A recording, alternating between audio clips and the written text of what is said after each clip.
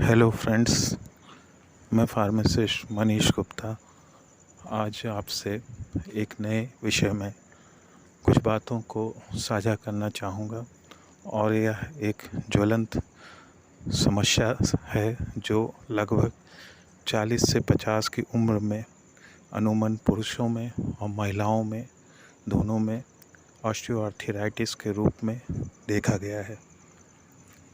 यह एक ऐसी अवस्था है जिसमें व्यक्ति को जोड़ों में काफ़ी जलन, दर्द, सूजन जैसी स्थितियों का सामना करना पड़ता है। यह दर्द अलग अलग जॉइंट्स पर हो सकता है। इस स्थिति में जॉइंट्स का लाल होना, उस पर सूजन आ जाना, दर्द का एहसास होना, यह एक आम सी बात हो जाती है और जो दिन प्रतिदिन व्यक्ति को परेशान करती है। कभी कभी ऑस्टियोआर्थराइटिस की स्थिति में लोगों को फीवर का भी सामना करना पड़ता है। यह एक ऑटो इम्यून सिस्टम से प्रभावित रोग है जिसके कारण घुटनों में लालिमा आ जाना, घुटनों में सूजन आना, साथ साथ में दर्द का एहसास होना।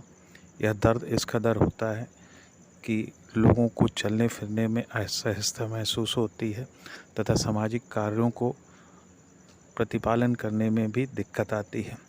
उसको अपनी जिम्मेदारियों को निर्वाह करने में भी परेशानियां सी आती हैं। एंकल जॉइंट्स के रूप में भी ऑस्टियोआर्थराइटिस को देखा जा सकता है, जिसमें हाथों में अकड़न सी आ जाती है और यह अकड़न सुबह के समय ज़्यादा देखी जाती है।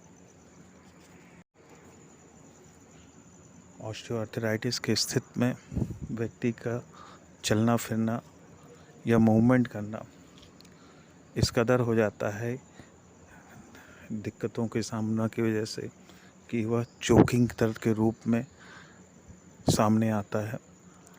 वह दर्द इस तरीके का होता है कि हड्डियों में टीस के दर्द होगा और उसको चलने में असहजता महसूस होगी। ऑस्टियोआर्थराइटिस का कारण अगर हम जानने की कोशिश करें तो हमारी दो हड्डियों के बीच में एक कार्टिलेज नाम का ऊतक होता है जो दोनों हड्डियों के घर्षण को रोकता है। लेकिन कभी कभी ऑटो इम्यून सिस्टम के प्रभावित हो जाने की वजह से इन ऊतकों में ऑटो इम्यून सिस्टम इनके ऊपर आघात करता है, जिसके कारण यह ऊतक जो कि कार्टिलेज नाम से जाना जाता है डैमेज होना शुरू हो जाता है। इन ऊतकों का रहना इसलिए आवश्यक है क्योंकि यह ऊतक वहाँ पर दोनों हड्डियों के बीच में घर्षण को कम करता है, जिससे चोकिंग दर्द का एहसास मनुष्य को नहीं होता और यह हड्डियों को सहजता से काम करने में सहायक होता है। इन ऊतकों में यह देखा गया है कि अक्सर उम्र के साथ यह ऊतक क्षरण करने लगते हैं। कार्टिलेज के क्षरण की वजह से यह हड्डियों का दर्द बढ़ने लगता है। यह बीमारी ऑस्टियोआर्थराइटिस महिलाओं में ज़्यादा देखी गई है। पुरुषों की अपेक्षा महिलाओं में ऑस्टियोआर्थराइटिस ज़्यादा विकसित देखा गया है। पुरुषों में यह गाउट के रूप में एक अन्य ऑस्टियोआर्थराइटिस के रूप में जाहिर होता है। इसके कारण जिनकी वजह से ऑस्टियोआर्थराइटिस लोगों को होता है वह है मरीज का वज़न। वज़न यह मेन कारक होता है। जब मरीज का वज़न बहुत अधिक होगा तो उसके शरीर पर वेट की वजह से हड्डियों में घर्षण ज़्यादा होगा और घर्षण होने की वजह से उसको चलने फिरने में असहजता महसूस होगी। इसके लिए अपने वज़न को घटाना, व्यायाम करना यह सलाह उचित होगी, जिससे ऑस्टियोआर्थराइटिस के पेन और दर्द से बचा जा सके। यह दिन प्रतिदिन का दर्द रहता है जिसमें व्यायाम या एक्सरसाइज करके। अब कारकों की बात करेंगे जो ऑस्टियोआर्थराइटिस के कारक हैं। उनमें सिगरेट पीना, या तंबाकू का सेवन, क्योंकि यह ऑटो इम्यून सिस्टम को प्रभावित करता है, जिसकी वजह से कार्ट्रिज डैमेज होने की संभावनाएं बढ़ जाती हैं। इसलिए ज़रूरी है कि हम धूम्रपान को अवॉइड करें और जहाँ तक हो सके तंबाकू के सेवन से अपने आप को बचाएं।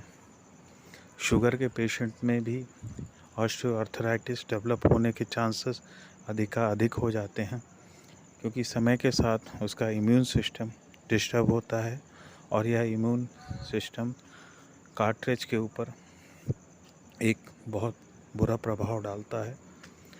इसका मेन कारण यूरिक एसिड क्रिस्टल्स जो सेक्रेट होते हैं वो होते हैं, जो ब्लड में घुलकर इन कार्ट्रिज को डैमेज करते हैं, साथ साथ में उसका क्षरण भी करते हैं।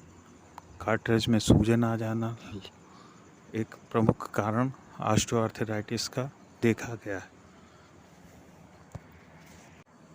बात करें इम्यून सिस्टम की, तो जिन व्यक्तियों में इम्यून सिस्टम किन्हीं भी अन्य कारणों या अन्य रोगों की वजह से कम हुआ है या फिर इम्यून सिस्टम उनका डिस्टर्ब है, तो उस स्थिति में भी ऑस्टियोआर्थराइटिस पाया जाता है।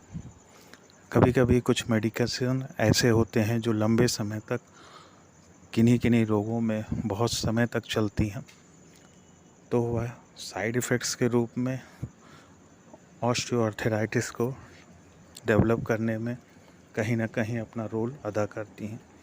बात करें इसके सिम्टम्स की, तो गांठों,